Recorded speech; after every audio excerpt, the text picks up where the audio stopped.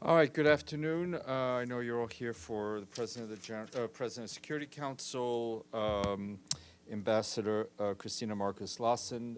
The Danes, I'm told, are punctual people, so we have to be out of here by 1 p.m. And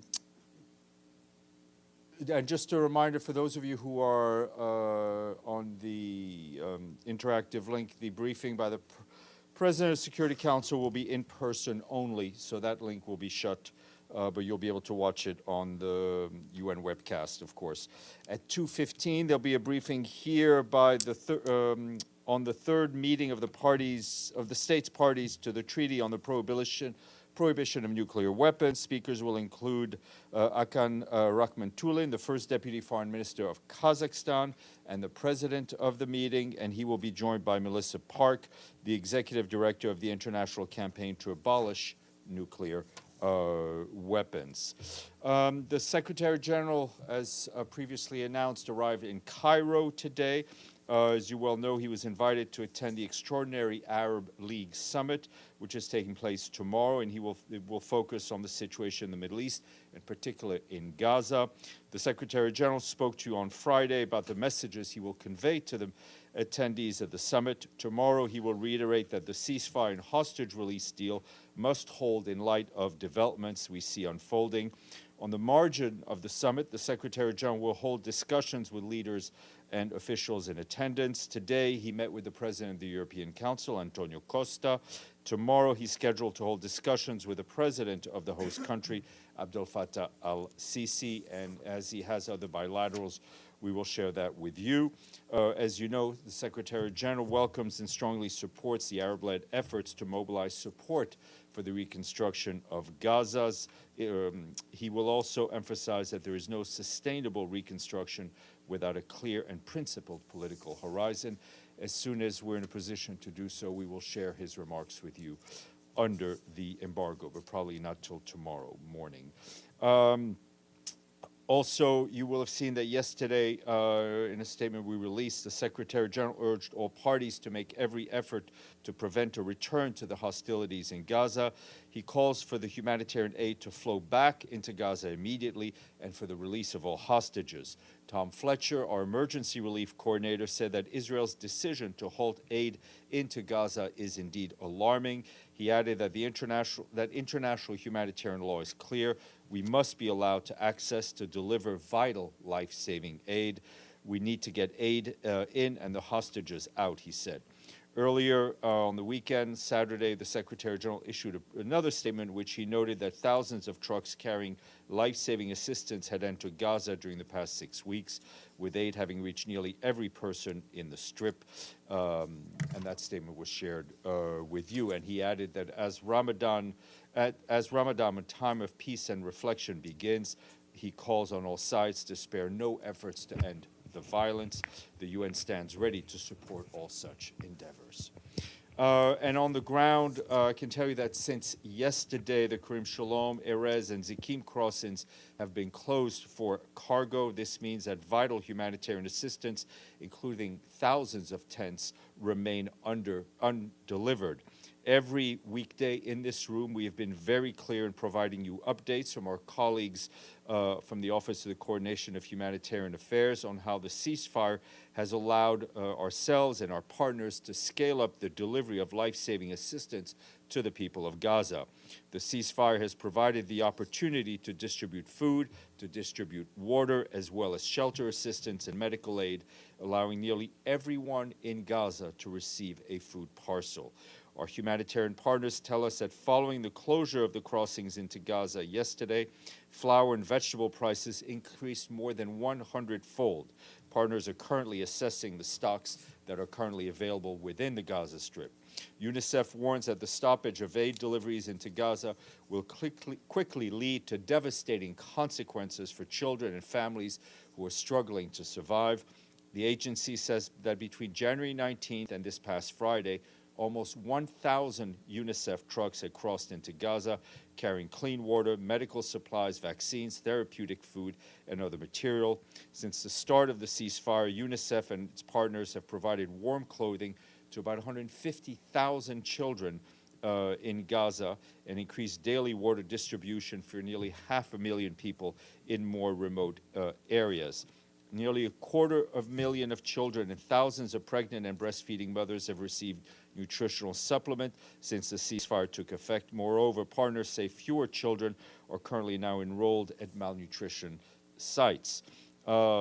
Meanwhile, over the past 2 weeks in Rafah and Khan Yunis and Deir el-Bala, partners have distributed vegetable seed kits for gardening. This will help communities eat a more diverse diet. Our partners are also working on the water, sanitation, and hygiene sector. Tell us that more than 1,500 water distribution points are operating across Gaza. This is double the number that we had at the start of the ceasefire. However, partners tell us that pipes and spare parts for maintenance are urgently needed. And as you know, we've been updating you on the work that World Food Program has been doing in increasing the large number of bakeries which are now operational in Gaza. And across Gaza, more than 100 public schools have reopened, accommodating some 100,000 students. In Gaza City and North Gaza, partners will use tents to ensure children can continue learning. Pallets will be recycled into furniture to support learning spaces. Today, OCHA teams visited displacement sites in Khan Yunis, where about 1,200 people are staying. These communities have not been allowed to return to their homes, which are located in the buffer zone. OCHA is working to mobilize assistance to meet their needs, which includes food, water, shelter, sanitation, and hygiene support. And turning to Syria, our humanitarian colleagues tell us that more than 656,000 people who fled their homes since November of last year remain displaced. The majority are in the governorates of Idlib and Aleppo. That's what we are told by our partners. This marks an increase of 39,000 people in the past 2 weeks, particularly in the governorates of Hasake, Homs, and Hama. This is in addition to the 7 million people already internally displaced across Syria. Since December, nearly 1.2 million people have now returned to their areas of origin in Syria. This includes nearly 900,000 people who'd been internally displaced in November and December, as well as 300,000 from other countries. And as security and logistical funding conditions permit, we and our partners continue to assist returnees to those who are not yet able to return under safe and dignified conditions. Across Syria, our partners are providing legal counseling and psychosocial support, among other protection services, in community centers and safe spaces. Over the past 2 weeks, more than 1,400 children and 600 caregivers receive mental health and other support. Humanitarian assistance continues to be provided in displacement camps in northern Syria, where more than 2 million people still reside. Since December, fewer than 100,000 people have reportedly left camps in the northwest, citing insecurity, damaged homes, and inadequate services, and the threat of unexploded ordnance as a key barrier to their return.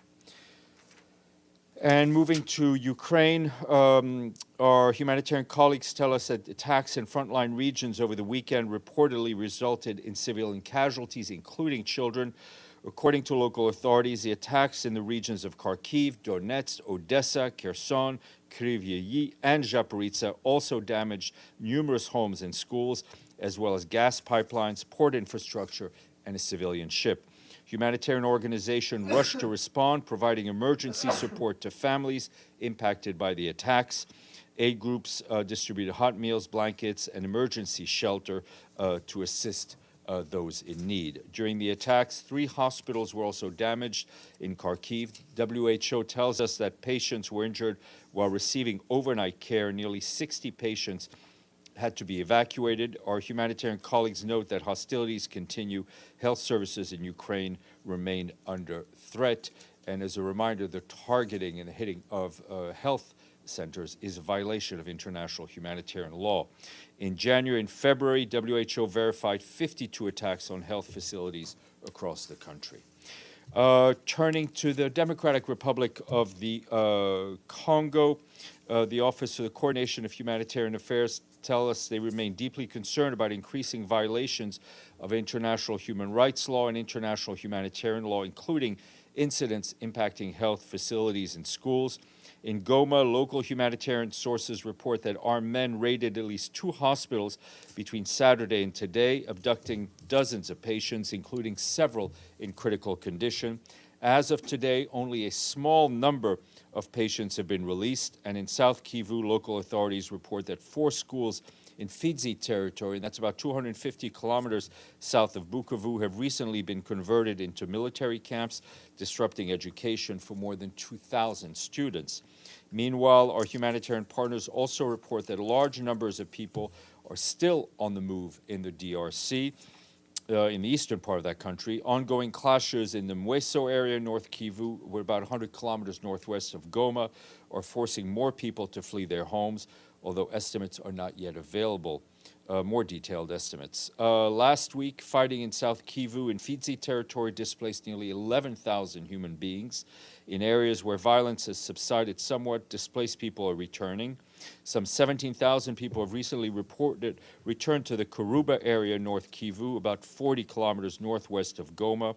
Since January, nearly 90,000 people have returned to this area despite the dire conditions, including almost no clean water. Our humanitarian response in areas around Goma is picking up again, with medicine being provided to health facilities.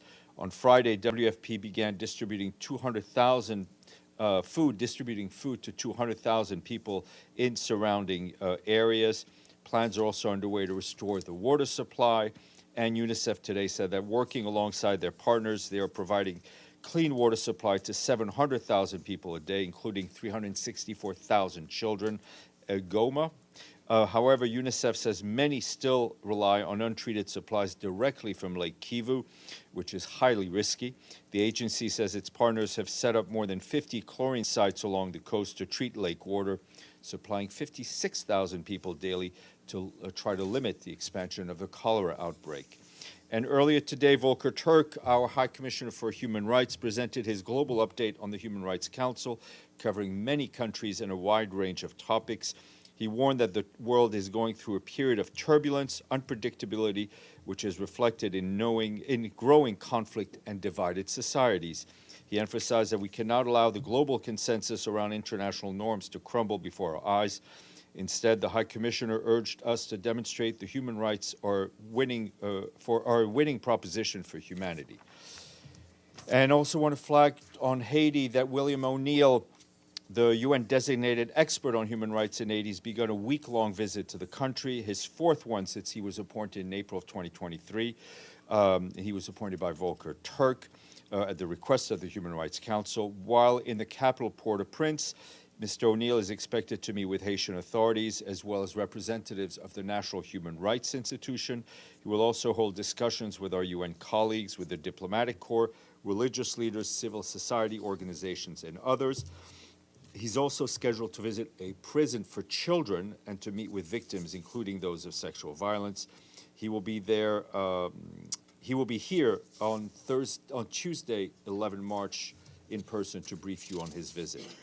And just to say that the High Commissioner for Refugees, Filippo Grandi, visited Bangladesh and called for sustained support and solutions for the Rohingya refugees. He went to Cox's Bazar, met with refugees and the host community, and urged the international community to provide sustained financial support for the refugees and to meet their basic needs.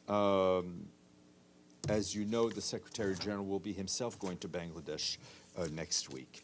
And quick personnel appointment. Anthony Ngorano, of Rwanda has been appointed by the Secretary General as the UN Resident Coordinator for Madagascar.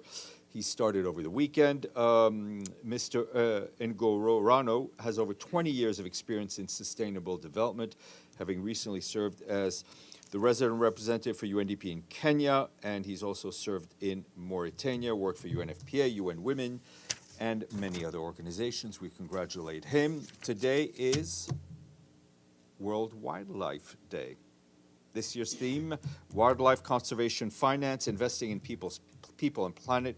In his message, the Secretary General said that investing in healthy ecosystems is vital to providing clean air and water, regulating our climate, and supporting livelihoods. But this requires mobilizing public and private resources to conserve wildlife and habitats, honoring financial commitments, and supporting vulnerable countries where biodiversity is most at risk. The message is there. We have no money, so no quiz, but I'll go to you, Edie.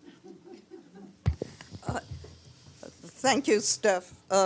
Two questions. First, does the Secretary General support Israeli Prime Minister Benjamin Netanyahu's call for phase one of the ceasefire agreement to be extended, or does he believe that negotiations should be ongoing on phase two and it should be implemented? Look, the Secretary General is not a party to these negotiations, so I think inserting himself into the negotiations at this point would not be helpful. What he wants is for the parties to live up to the commitments, to ensure, to do everything they possibly can to avoid a return to conflict, which would have catastrophic consequences for civilians and for the hostages. We want to see the hostages released. We want to see the resumption of humanitarian aid. I mean, even for those of you who don't pay attention to everything I say every day, I mean, just today I read a long laundry list of everything we've been able to accomplish since the ceasefire. And just the closure for 2 days has already resulted in a price hike for basic commodities in Gaza, and it has also resulted in a heightened sense of anxiety for the people of Gaza. Not to mention the families of the hostages in Israel. My second question is, can we get an update on the movements of M23? Are they still proceeding south of Bukavu? They had once said that their aim was to get to Kinshasa. As soon as I receive an update from our peacekeeping colleagues, I will share it with you. Deji. Follow up on Gaza. Do you have any data or analysis? How many days will the current storage in Gaza hold for people? You know, we've had that question. We've had that question before in other contexts, notably with fuel, when we told you that fuel is running low. There's no hard number, because as soon as people know that the pipeline is paused, then all our colleagues begin to sort of ration out and stretch out the reserves. But regardless, we need that pipeline reopened immediately. I mean, and I think I hope I explained it clearly to you and to Edie when I said that just the fact that it's been closed for 2 days is already having a negative impact. There are more than 100 trucks that probably would have gone in on Sunday with all sorts of humanitarian supplies had it not been closed. So we noticed that the weekend Secretary General made a statement on the aid siege in Gaza, and multiple countries, they released their statements as well. But for Secretary General, he did not really condemn what Israel's decision is. Why? What's the consideration behind this? Look, I think the words that the Secretary General used on Friday, the words that he used over the weekend, the words that I used on his behalf, I think are pretty clear in terms of what he wants to see. He needs to be we're trying to be as constructive as possible in this very, very delicate moment to ensure we get things back on track, and not on track to go in reverse, but on track to go forward. Margaret Bashir. Steph, Prime Minister Netanyahu said in a video message yesterday that the reason they're stopping the aid is that Hamas is selling it and they're preventing Palestinians from accessing it. What can you say on that? I can't say. None of that has been reported back here by our colleagues on the ground. We have seen, since the ceasefire, is a much freer and more direct flow of aid, and we have not seen any of the looting that we had seen prior to the ceasefire. And then on Goma, on the hospital, and you said patients were abducted, and some were released. Are these armed men asking for ransom, or why are they abducting patients? I think that's a very valid question to anyone who abducts patients.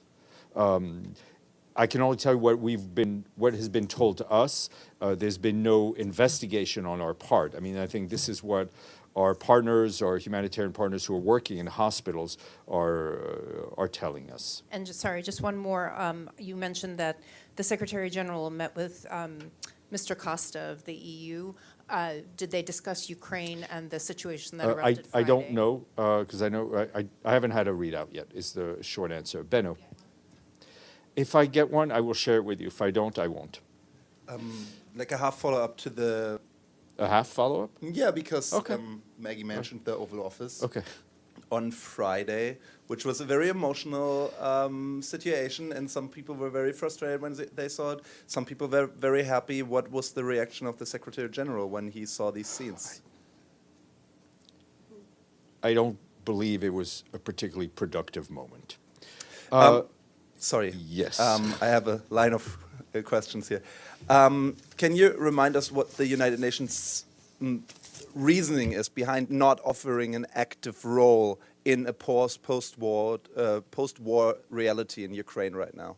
Why are you not like going out and say like, hey, we would be there with a peace force or something like this? Benno, as you know, a peace force is, if it was to be a UN peace force, as you mentioned, it would require a resolution of the Security Council. I think I don't want to get us ahead of our time. We will do whatever we can to be supportive. The Secretary General's vision is that of an end to this conflict, a just and sustainable end to this conflict, in line with everything that we've said here quite often. We will be supportive of efforts, but I think we have to see exactly what those efforts are at this time. So I do understand that you don't want to make the first before the second step because it's not logical. On the other hand, nothing seems very logical these days, and I mean, if that's a statement, I would agree with it. Joe. Yes. Would the Secretary General be receptive to a thorough audit by outside auditors with access to various UN agency payment systems to determine whether and to what extent improper payments have been made or there's evident fraud in any of these payments? I think that answer would implies that we are not transparent. I think, as you know, UN programs are thoroughly audited both internally. There's an external board of auditors, which is a board, if I'm not mistaken, chosen by member states of chief auditors from various member states. They report to the General Assembly. Our purchasing, the procurement, everything is very transparent, and member states have access to all that data. Well, two related questions on that. Number one, does the public have access to any of that? I mean, there is more information, public information available at the UN that we all have the brain power to digest. Well, some of what has been revealed over the years has been somewhat disturbing, but do the auditors, the outside auditors, have access to the servers and payment systems to really drill They have down? the outside auditors have access to all the information they need to provide an audit, as auditors do. Abdelhamid, welcome back. Thank you so much. I have a few questions also. Follow up with Derj's question. I mean, there is an agreement between the parties, and I want to ask you, who is in violation of that agreement? The agreement calls for Israel to withdraw from Philadelphia corridor. They didn't. the agreement calls on Israel to start negotiation. The second phase, they didn't. The Israeli also killed at least 116 Palestinians.